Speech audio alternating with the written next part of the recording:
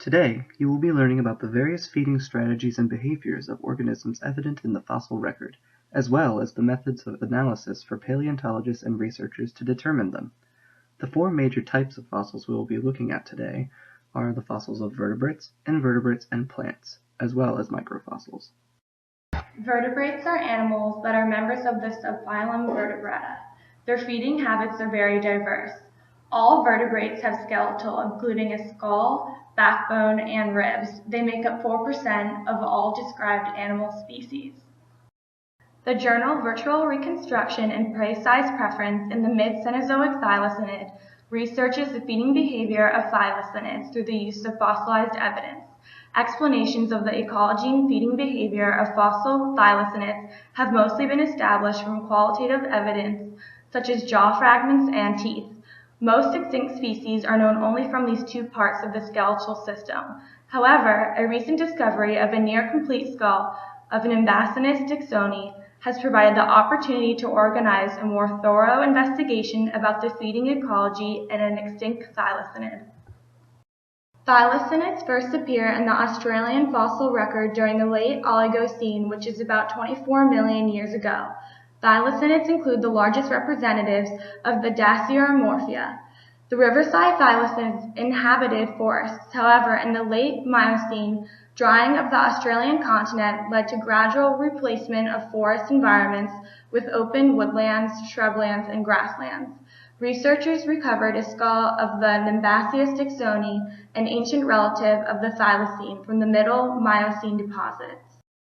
The question being asked is whether Nimbacinus dicksoni was more similar to its recently extinct relative or to several large living marsupials in a key aspect of feeding ecology. Was Nimbacinus dicksoni a relatively small or large prey specialist? Some predictions have suggested that Nimbacinus dicksoni have taken relatively large prey. On the other hand, shape analysis of the cranium suggested that the species may have been restricted to smaller prey. One of the methods being used was digital reconstruction of the skull. Although the skull is well preserved, some regions are absent or damaged. The original part of the skull is in gray, and the reconstructed 3D part is in yellow. Another method being used is called finite element analysis, which is a computer modeling approach now commonly used by biologists and paleontologists to examine and compare mechanical performance in biological structures in comparative contexts. Von Mises stress is a good predictor of failure in ductile materials such as bone. It is used here as a metric for comparison between models. The position of nodes selected on each model measures the von Mises stress. The results from the use of comparative biomechanical modeling of Dasyuromorphian skulls suggest considerable differences in predatory behaviors between the two thylacinids. The 3D-based results indicate that the Oligocene to Miocene Nimbacinus dicksoni had a high bite force for its size, comparable to that of extant dasyurids, known to take relatively large prey. Furthermore, the FEA results suggest a capacity to kill prey approaching or exceeding its own body mass. In order to gain further insight in the feeding ecology of Nimbacinus dicksoni, they performed a biomechanical analysis of the skull to predict its mechanical behavior in response to loads simulating the capture and process. Originally, they predicted that Nimbacinus dicksoni hunted smaller prey. However, after research, they discovered this vertebrae hunted larger prey. Invertebrates live in a very diverse habitat, and therefore have adapted unique habits that make their range of feeding mechanisms just as diverse as they are. Different feeding strategies can be determined based on how they eat, such as browsing, suspension feeding, and deposit feeding, amongst others, or can be categorized in the size of the particles they are ingesting, such as macrophagous feeding. Research led by Dr. Stephen Kahl has focused on the feeding strategy of the Osedax, a bone-eating worm, through the analysis of whale fossils from the early Oligocene era. The Osedax, also referred to as bone worms, zombie worms, or bone-eating worms, are large gutless, cyboglinid annelids that dwell in the whale falls on the bottom of the sea floor. Because they lack a stomach and mouth, they use root-like structures and feathery gills, along with the endosymbiont bacteria, to bore a hole into the surface of the whale carcass bone, breaking down lipids and proteins and extracting the nutrients necessary for their survival. According to the trace fossils of the 2 whale specimen found by Dr. Kiel in 2002 in Washington State, the geographical age of these whales are approximately 30 million years old. Interestingly enough, this study goes to show that they may have evolved around the same time as the first major radiation of whales. The question that was brought forth in this article asks the extent of the relationship between Osedax and the whale fossil bone, if they remained its only source of food, and if they arose at the same time as the first radiation of whales. 2 whale fossil specimens found in carbonate concentration from the Peiche Formation sediment in Washington State were used in the study. A micro-CT scan was used in the fossilized whale bone. The rib fragment was reconstructed and the segmentation of bone and borehole in addition to visualization of 3D models were used by software capable of studying the cavity morphology details of the fossils.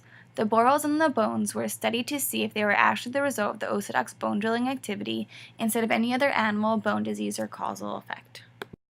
Boreholes were found on the lateral surface of the dentary and on the 2 rib fragments, although information was hard to extract due to the corrosion of the fossils. The traces that the researchers attributed to the Osedax started as boreholes in the bone surface and led to cavities inside. The boreholes are circular in shape and the diameter consistent with the trunk diameter of the smaller Osedax according to the micro-CT scan. Almost all the boreholes led into a single cavity that occupies most of the interior of the figured specimen. So, in conclusion, this data all leads to resemble that the borehole pattern in the fossils were actually produced by the Osedax, and that the traces in the early Oligocene whale bones were similar to the traces that have been found in modern-day whales. They crossed off bone diseases as the explanation for the holes because diseases do not result in circular holes on the bone surface. Other worms produce different shaped bone holes patterns, so they were also eliminated from the causal effect of the presence of these boreholes.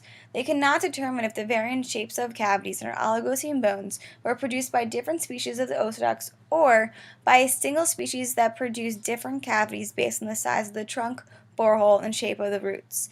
The evidence determined that these fossils for Osedax were around 30 million years old and coincide with the first major diversification of whales. Osedax has a large impact on the taxonomy of whale skeletons, affecting the quantity and quality of the fossils of whales. The outcome when the worms bore into the whale bones to reach the lipids that lay inside is now known as the Osedax effect.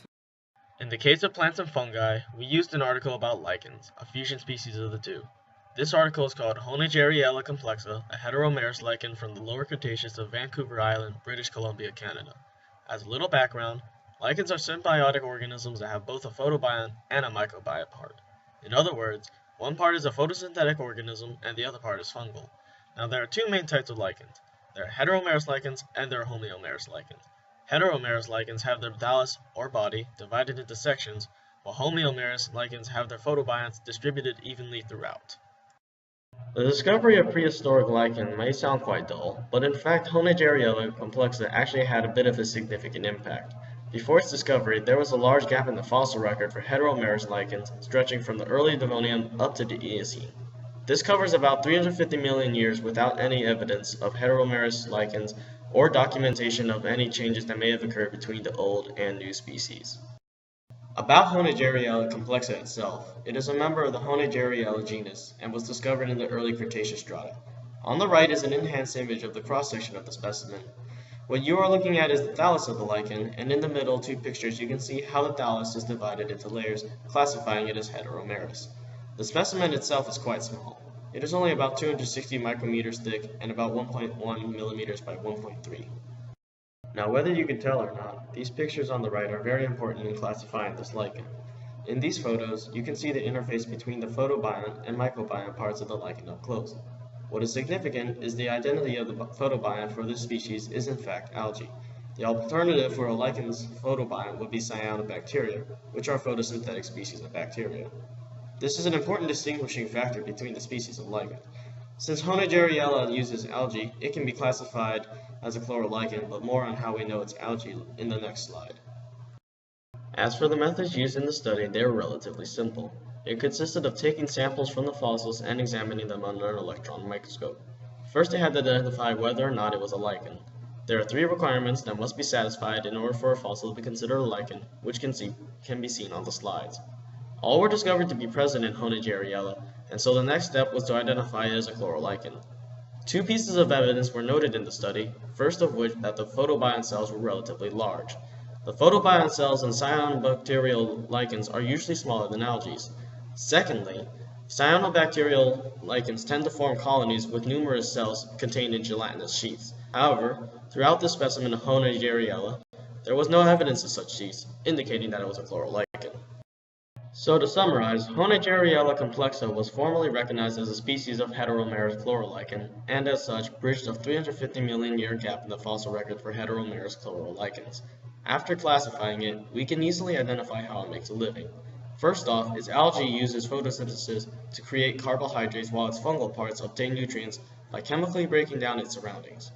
Individually, the two processes are not incredibly unique, but together they can create a new kind of organism. Microfossils are very small trace or body fossils, generally under 1 millimeter.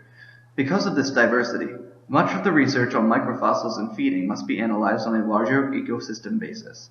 Such is the case in the article, Reconstructing the Soil Food Web of a 100-million-year-old Forest, the case of mid-Cretaceous fossils in amber of Charentes. In this case, the microfossils were found in amber deposits. Amber is fossilized tree sap. The microorganisms trapped in the sap when deposited by the trees are preserved incredibly well as the sap hardens, allowing the researchers of this article to analyze the organisms within them and develop patterns of feeding.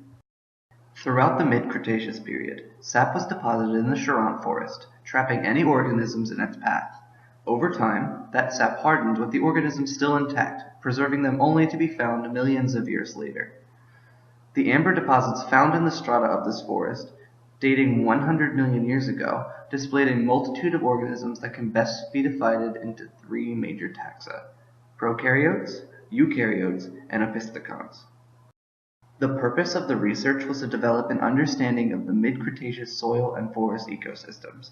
An analysis of the organisms found could help determine feeding habits and strategies, as well as other interactions between species, such as which species were sympatric. Using this information, the researchers are able to create a food web of which they can compare to the trophic connections between taxa of modern soil ecosystems. The researchers mapped out 9 major areas of the strata. The amber deposits were particularly high in organismal density, and through detailed microscopy, the organisms were identified and classified into taxa. The locations were also marked for greater accuracy during analysis. There were a myriad of resulting species found. In fact, there were well over 100 varying species found. Further separation of the multitude of varying species found is based on feeding behaviors. The 8 determined groupings are as listed.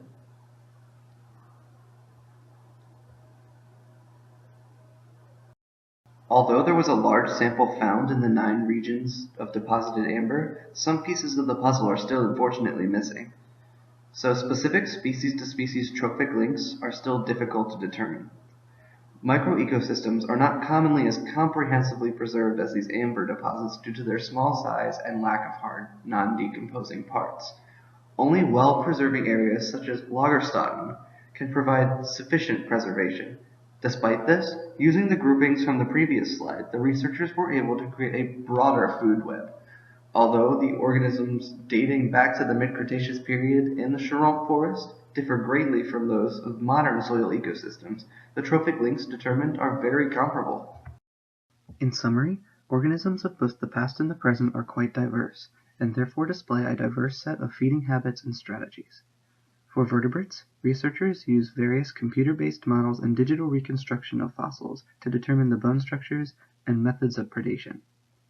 Invertebrate fossils do not generally preserve well, unless fossilized in Lagerstätten. However, what they often eat does. Researchers can analyze the trace fossils left behind by invertebrate feeding and tie them back to invertebrate organisms responsible. Plants and fungi can often be analyzed through detailed cellular microscopy.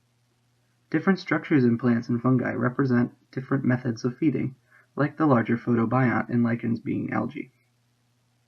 And finally, for microfossils, researchers analyze larger ecosystems to develop an understanding of small organisms' interactions between each other, and develop trophic links between them.